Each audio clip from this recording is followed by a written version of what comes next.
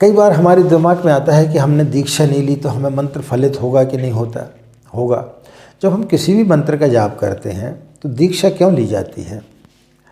आप यदि कार सीखने के लिए जा रहे हैं तो आपको पहले जो है सिखाने वाले की ज़रूरत पड़ेगी। जब तक वो नहीं सिखाएगा तब तक आप कार कैसे चलाना सीखेंगे? आपको डॉक्टर बनना है तो आपको स्कूल कॉलेज जाना पड़ेगा, किसी शिक्षक की आवश्यकता पड़ेगी, किसी गुरु की आवश्यकता पड़ेगी, तब आप जो उस डिग्री को हासिल कर सकते हैं। इसी प्रकार से जब हम किसी मंत्र का जाप करते हैं तो हमें मार्गदर्शन उसका मिलता रहे, इसलिए गुरु का वर्ण किया जाता है। बगैर गुरु के कोई भी मंत्र की सिद्धियां हमें सफल नहीं होती हैं। उसका कारण क्या है कि जिस प्रकार से हम बहुत सारी भ्रांतियाँ आपको बता रहे हैं, तो इस प्रकार की कई भ्रांतियाँ हमारे मन में आ जाती हैं। और जब हम गायत्री मंत्र की या किसी भी मंत्र की जब हम दीक्षा लेते हैं तो जब हमारे अंदर किसी प्रकार की कोई भी असमंजस की स्थिति आ जाती, कोई शंका आ जाती, तो हम सर्वप्रथम अपने गुरु से परामर्श करते हैं। तो गुरु मार्गदर्शक का काम करता है। गुरु फिर उन भ्रांतियों से आपको दूर करता है। अन्यथा क्या होगा कि आप दुनिया भर के वीडियो सुन लेंगे और उससे आप जो भ्रमित हो जाएंगे।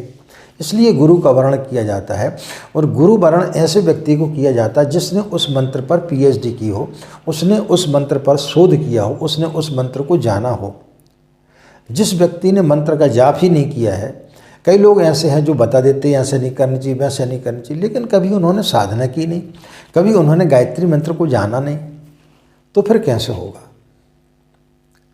तो जिस व्यक्ति ने गायत्री मंत्र की सिद्धियां प्राप्त की हैं, जिसने गायत्री मंत्र को जपा है, जिसने गायत्री मंत्र को पहचाना है, उस व्यक्ति से यदि आप बात करेंगे, उसको यदि आप गुरु वर्ण करके आप गायत्री की साधना करेंगे तो फिर आपको गायत्री मंत्र फलित होगा। सर्वप्रथम तो ये है कि जो व्यक्ति गायत्री की साधना करता है उसको अपने गुरु से परामर्श करना चाहिए। इसलिए कई लोगों के रहता है कि भाई अब गुरु तो नहीं है, तो गुरु नहीं है तो आप जो है शांति कुंज के वरिष्ठ कार्यकर्ताओं से संपर्क कर सकते हैं। आप यदि हमारे वीडियो सुन रहे हैं तो आप हमसे संपर्क कर सकते हैं।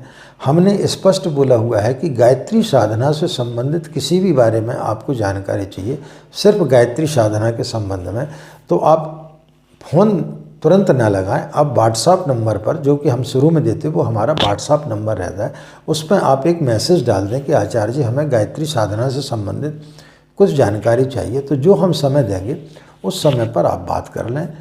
हर एक वीडियो में हम बता चुके हैं कि आप किस तरीके से हमसे बात कर सकते हैं। लेकिन आप कई लोगों की आदत क्या रहती है कि वो साधना के साथ साथ बात करते करते वो अपनी पारिवारिक ज़िंदगी के बारे में जानना प्रारंभ कर देते हैं। उसके बारे में हम स्पष्ट बोल चुके हैं कि गायत्री साधना से संबंधित आपको कोई भी जानकारी चाहिए वो आपको निःशुल्क मिलेगी। लेकिन यदि आपको अपनी पारिवारिक ज़िंदगी को लेकर के कोई बात करना है तो उसके लिए आपको परामर्श शुल्क देना पड़ेगी, आपको अपॉइंटमेंट लेना पड़ेगा, क्योंकि वो हमारा व्यवसाय है। हम यदि सबको हर चीज़ फ्री में बताने लगेंगे तो फिर हम खाएंगे क्या? आपके लिए हमको जो राशि देना होती है वो कोई महत्व नहीं रखती, उतनी छोटी राशि, लेकिन थोड़े थोड़े पैसा करके हमारे लिए वो बहुत बड़ी चीज़ हो जाती है। तो ये तो आपको सोचना चाहिए कि जब आचार्य जी से इतनी सारी चीज़ें हमें फ्री में प्राप्त हो जाती हैं तो हम अपने जीवन से जुड़ी कोई समस्या का समाधान चाहते हैं तो हमें उनकी सहायता करना चाहिए, हमें उनकी परामर्श शुल्क देना चाहिए। हम ना तो कोई किसी प्रकार का कोई डोनेशन लेते हैं, ना दीक्षा दिलाने की कोई पैसा लेते हैं, ना ही गायत्री साधना से संबंधित जानकारी का कोई पैसा लेते हैं। तो फिर हम सिर्फ कुंडली देखने की पैसा लेते हैं, तो उसमें फिर आपको कृपणता नहीं करना चाहिए। बहुत सारे लोग हैं जो हमसे अनावश्यक रूप से जो है, यदि हमने एक बार बता दिया तो वो लगातार फिर हमसे जो है फ़ोन लगा करके अपनी समस्याओं के बारे में पूछते रहते हैं। फिर उनसे यदि हम अपनी शुल्क के बारे में बोल देते तो उनको बुरा लग जाता है, जबकि उनको स्वयं सोचना चाहिए कि भाई कितनी चीज़ हम फ्री में पूछेंगे। कौन ज्योतिषी आपको फ्री में बता रहा है? जो आप फीस जमा करते वो एक ही बार की होती है, बार बार की नहीं होती कि आपने एक बार फीस जमा कर दी फिर आप ज़िंदगी भर हमसे उसी राशि में पूछते रहेंगे। ऐसा नहीं होता है, ना हम करते हैं, ना कोई भी अन्य ज्योतिषी करता हुआ कोई भी नहीं करता है। तो ये सब चीज़ों का आपको जो है अनावश्यक रूप से लाभ नहीं लेना चाहिए, अन्यथा मना करने से फिर आप लोगों को तकलीफ़ होती है और हमें भी तकलीफ़ होती है जब हम मना करते हैं। तो इस प्रकार से आपको नहीं करना चाहिए, बल्कि आपको स्वेच्छा से करना चाहिए कि आचार्य जी से हमें इतनी सारी चीज़ें वैसी प्राप्त हो जाती हैं, तो यदि हमने कोई राशि उनको हमने कुंडली दिखाने की दे दी तो हमें क्या फ़र्क पड़ जाएगा? आपको फ़र्क नहीं पड़ेगा, लेकिन आपकी राशि से हमारे बहुत सारे काम हो सकते हैं। तो इस चीज़ का आपको ध्यान रखना चाहिए। तो निश्चित रूप से हमारा और आपका तारतम्य जो है वो हमेशा अच्छे तरीके से बना रहेगा। और गायत्री साधना से संबंधित कोई भी जानकारी यदि आपको चाहिए तो आपको हम ज़रूर देने के लिए तैयार हैं। लेकिन कई लोग जो है कभी रात के 10 बजे फ़ोन लगा लेते हैं, कई लोग सुबह सुबह 4-5 बजे से फ़ोन चालू कर देते हैं।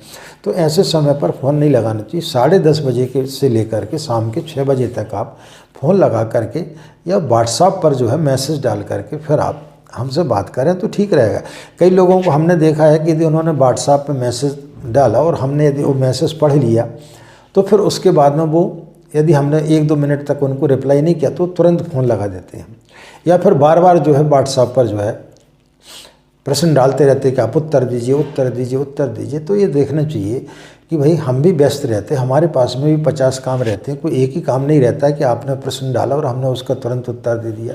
तो दूसरे का भी आपको ध्यान रखना चाहिए। और यदि आप हमारा भी ध्यान रखेंगे तो निश्चित रूप से जब हम एक दूसरे के बारे में सोच करके चलेंगे तो फिर परिस्थितियाँ अनुकूल रहेंगी और एक दूसरे का हम अच्छे तरीके से सहयोग कर पाएंगे। 2 कदम आप चलें, 2 कदम हम चलें तो काम सही तरीके से बनेगा।